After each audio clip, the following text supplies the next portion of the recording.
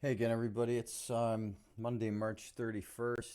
Here's the Astro Excel chart for the month of April. You can see we come in here above the plus 10 and we break above plus 20. So we're in pretty bullish mode all the way until about April 11th, where we start to push down and get below minus 10 and then cross the zero line here on the 12th.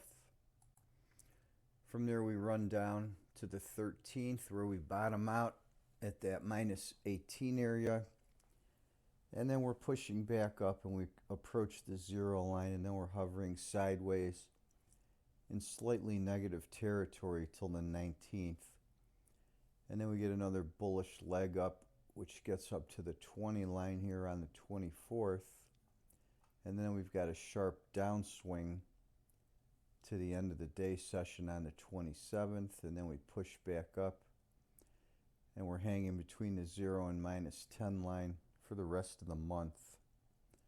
Got some big spikes on the blue line where we get outside the 20s and even hit the 30 line. This particular spike here on the 8th down at minus 22. This spike here on the 8th at 9 a.m. at plus 23. So that's an extreme sharp fast push on that blue line. That would be something to watch from here between 1 a.m. and 9 a.m. on the 8th.